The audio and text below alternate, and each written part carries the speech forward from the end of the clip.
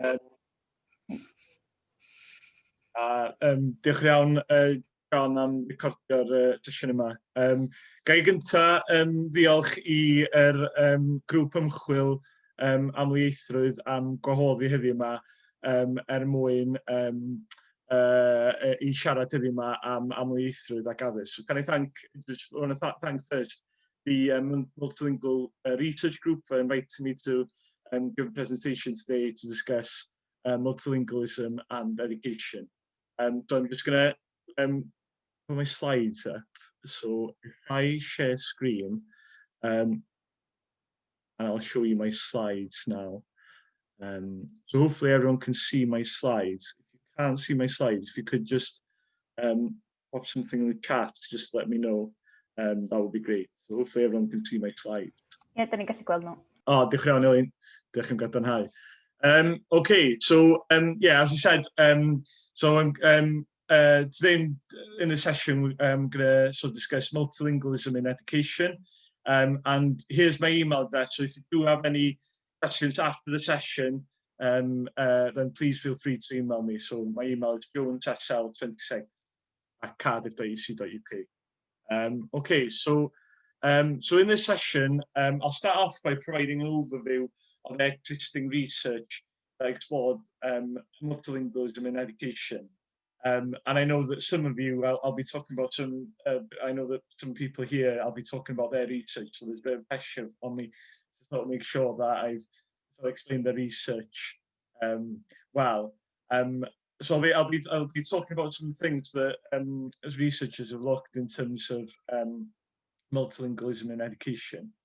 And then I'll go on then to talk about, so hopefully in spring, I'm hoping to carry out a piece of research looking at the impact of blended learning, so a mix of online and face-to-face learning as sort of Welsh universities and also Irish universities have done the move towards blended learning on Welsh medium and Irish medium provision in higher education.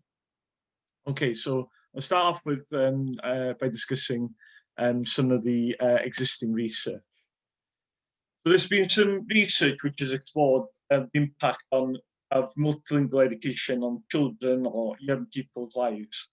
So to start off with, there's been some research that has looked at the impact of multilingual education on educational attainment and the performance of children and young people in schools. For instance, in Wales, there's been sort of research that has looked at the impact of Welsh medium education on educational attainment. And there is an assumption that Welsh medium schools are highly successful educational establishments, and there's been some debates around, you know, what sort of factors contribute towards the sort of higher performances of Welsh medium schools. So some people argue that it's down to sort of school processes, that for instance in Welsh medium schools, you know, teachers in Welsh medium schools, you know, for instance, in order to attract sort of parents, particularly from non-Welsh speaking backgrounds, you know, that's one of the reasons why Welsh medium schools perform better. Other people have talked about the cognitive benefits of bilingualism, whereas other researchers have argued that it's down to the social composition of Welsh medium schools. So there is another assumption that Welsh medium schools are schools with predominantly students from middle class backgrounds, and it's down to the social composition of the school rather than education processes. The reason why Welsh medium schools perform better. And then, so recently, Geraint Jones in the Welsh Journal of Education has written a paper looking at the education performance of Welsh medium schools. And as Ellie mentioned in the introduction, so for my PhD, I did a piece of research looking at so what I did was I carried out a piece of research looking at a Welsh medium and an English medium school in the valleys, and looked at and compared the aspirations and expectations of young people attending those schools. So what focusing on particularly on career aspirations and educational aspirations. Did these young people, do they want to go to university in the future? What sort of jobs do they want to go to? Do they want to pursue in the future?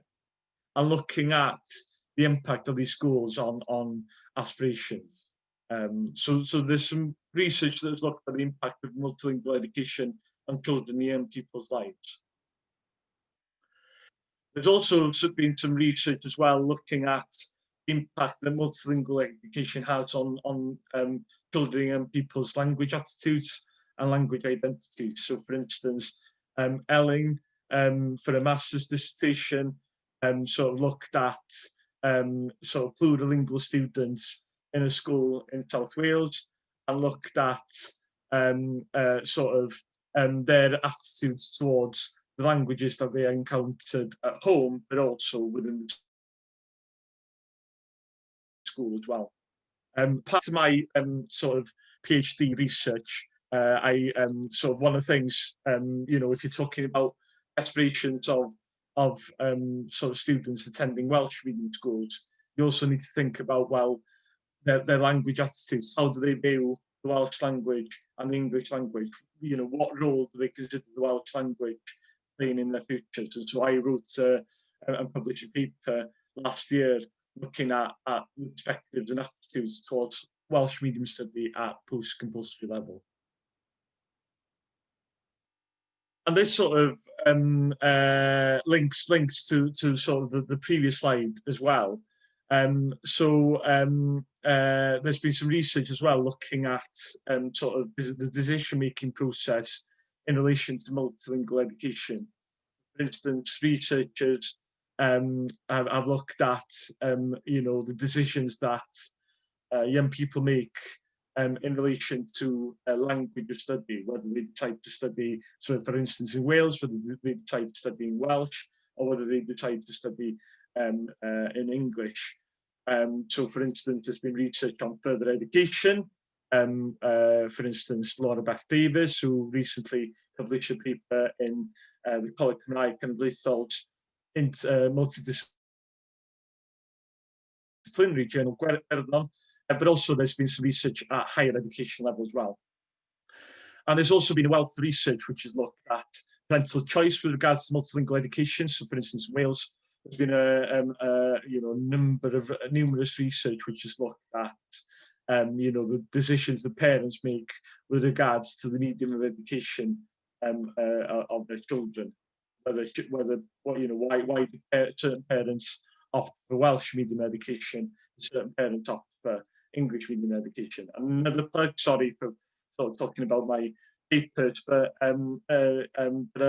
sort of published a paper looking at so in this paper I firstly looked at this, as I mentioned earlier, the assumption that, you know, Welsh medium schools predominantly sort of middle class schools.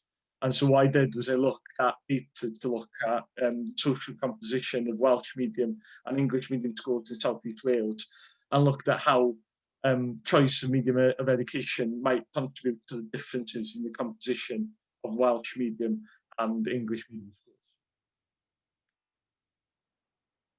schools.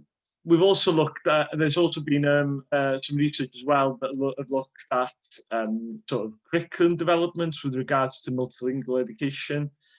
So for instance, Alex Lavelle, for his doctoral thesis, looked at the teaching of Welsh as a second language in English medium school and how can this be supported. But also as well, Catherine Young carried out a piece of research recently looking at teachers' perceptions of the variation of sort of students' stylistic variation in terms of the Welsh language, and comparing sort of teachers' perceptions of the sort of language styles that first language Welsh speakers use and then second language Welsh speakers use.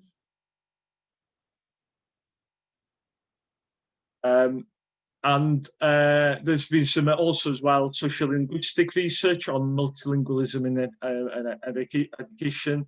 So for instance, Ymchwil Griffith, who and Ellie mentioned this, at the start of the session, there's recently been there's a new journal that's come out among Cardiff University students, sort of short paper. I think it's Bill, if I remember this acronym correctly, there's so many acronyms and abbreviations in the higher education world, but I think it stands for short papers in languages and linguistics, and there's a number of interesting papers there from sort of PhD researchers and postgraduate researchers based in Cardiff University. I've just included a link to the Twitter account there, but the paper's available for free. So Jan Griffith recently published a paper where he talks about his research. So he's carried out research in a Welsh medium secondary school in Cardiff, and he's hoping to sort of show how, sort of, the Welsh spoken in Cardiff will be to capture the variation of sort of Cardiff Welsh in its research. But also sort of Mercedes Durham's recent book looking at social linguistic variation in children's languages, looking at how language is transmitted within families. So there's some research looking at sort of the social linguistics, from taking a social linguistic angle, looking at multilingualism and education. But also as well, when we talk about education, we shouldn't just be focusing on educational research. We shouldn't be just focusing on research within formal education settings such as schools, colleges and higher education institutions, but also looking at the education that happens outside of these institutions. So for instance, Gwen Hyam's recent book, Creating Ystyriaeth Cymru, sort of, citizenship for Wales, international immigration, the Welsh language, where she talks about her research, which looked at Welsh language lessons for asylum seekers and for refugees. And also as well, Ira Jepson's work, which she discussed in a recent blog, the British Council, looking at the role of outreach initiatives in motivating pupils to continue their language journeys, particularly given that we've seen a decline in the number of sort of students studying sort of foreign language or modern language subjects at GCSE and at A-level in Wales. And also as well, we need to look at sort of multilingual education within families as well. How do families transmit different languages, such as the Welsh language, which Jonathan Morris and colleagues looked at for the Welsh Government, and looking at, what conditions facilitate the transmission of Welsh within families and how families use the Welsh language. But also as well, Kaiser Pankakowski's sort of work as well, looking at trilingual families in Cardiff, but also Helsinki, and looking at the intergenerational language transmission experiences among children. So I think that's an overview really of the research, and there are some, research areas that I might have missed out, and maybe sort of, if we do have time, we might have time to discuss some of the areas, the other areas, research areas in terms of multilingualism and education. So what I'm going to do now for the second half of the session is I'm going to discuss a piece of research I'm hoping to carry out in spring, looking at the impact of blended learning, so the mix of online and face-to-face learning on Welsh medium and Irish medium provision in higher education. And this research is funded by the Coleg Cymraeg Cenedlaethol's Innovation Fund. And the purpose of this fund is to create sort of partnerships between sort of lecturers and academics in sort of Welsh universities, with sort of lecturers and researchers in universities across the world.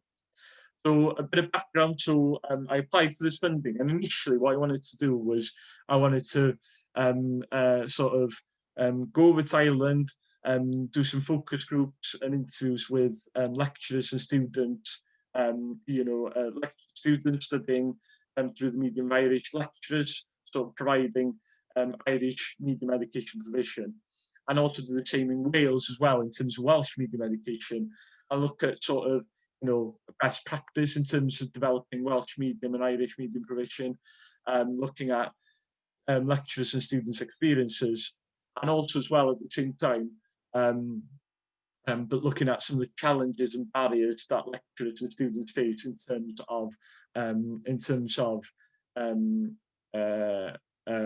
Welsh medium, developing Welsh medium and Irish medium provision.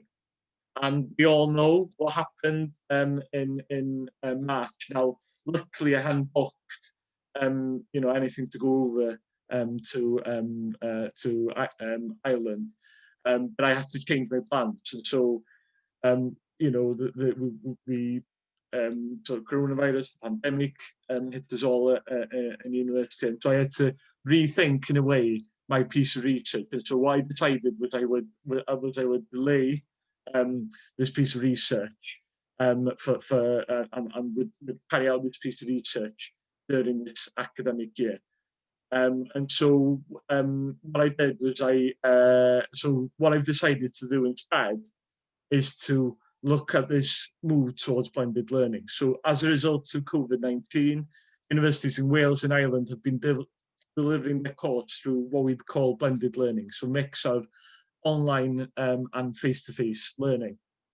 And there's been sort of lecturers have already started to write about their experiences of blended learning, because we've been doing it since March. March here in Cardiff University, we sort of had that initial, I remember one day I was in the office, the next day it was all online, and we had that initial, trying to sort of deliver things online. But now, and then we've had over the summer to sort of try and prepare ourselves for this mix of online and face-to-face learning. So academics and lecturers have already written about their experiences of blended learning.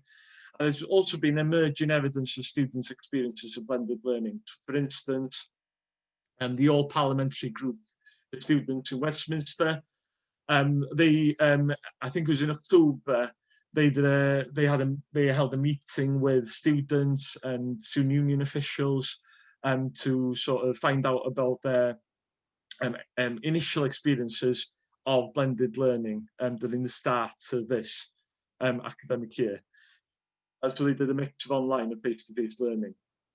And I would imagine there will be some research that will be carried out looking at the impact of blended learning more generally on students' experiences, but also on lecturers' experiences as well. But I think we also need to as well examine the impact of blended learning on higher education provision delivered in minoritized languages. So, as those of you who are involved in delivering, Welsh medium provision or provision in other minoritized languages, there are other sort of issues that lecturers and students face in terms of Welsh medium provision and provision in other minoritized languages. For instance, from my own experiences delivering Welsh medium education in School of Social Sciences, one of the main challenges that I face is to sort of try and encourage students to sort of take up Welsh medium provision. There are a group of students who, different factors, there are a range of factors, but who might feel sort of not that confident in taking up Welsh medium provision. And so there's a work, that we do as lecturers of encouraging students to take up this provision. But I think it's important then, given that there are other issues that students and lecturers face in terms of Welsh medium provision, I think it's important that we examine the impact of blended learning on higher education provision delivered in minoritized languages. So the research project, so the aims of this research project is to share best practice in terms of delivering blended learning in relation to Welsh medium and Irish medium provision in higher education. And so what I hope to do over spring period, so right at the end of the academic year, to carry out focus groups with, that should be students studying through the medium of Welsh and the medium of Irish, and Welsh medium in Welsh universities and Irish universities. And I hope to also carry out a focus group with teaching staff delivering Welsh medium and Irish medium provision in higher education. And also interview stakeholders as well who are involved in who have an interest in Welsh medium provision and Irish medium provision as well. That's the aim of the research project. That's what I'm hoping to do, and obviously this will be done online, so either on Zoom or over the phone as well. So that's my plan, and I'll be planning that already. So you know, before I've got ethical approval as well, so it'll just be a case of just sort of changing, modifying it slightly, and I've already made some contact with Irish universities and sort of doing the same at Welsh universities as well. So that's the aim of the research project. So here are a list of the references from these slides, and as Ellie mentioned at the start of the session, there will be, you know, we will send you a copy of these slides, so you don't have to frantically write down the references here as well. So I think that's it really in terms of my session, in terms of my presentation. So, you know, if you do have any questions or any thoughts about the research project, about my research project exploring the impact of blended learning on Welsh medium or Irish medium provision, feel free to pop in the chat. But also as well, you might want to talk about your own experiences as well of carrying out educational research on multilingualism. You know, it'd be great if you could share some best practice and tips, things that have worked in terms of carrying out research on carrying out educational research on multilingualism, but also discuss some of the challenges that you might have faced. You know, you might have come across some challenges yourself, but then someone else within the session, you know, might have found a solution to some of the challenges that we face. But also as well, thinking about, well, you know, future research on multilingualism and education, what sort of developments do we need to be aware of as researchers carrying out research on multilingualism and education? So I think I'm just going to stop sharing the screen, and then yeah, so and then if there are any questions, that would be great.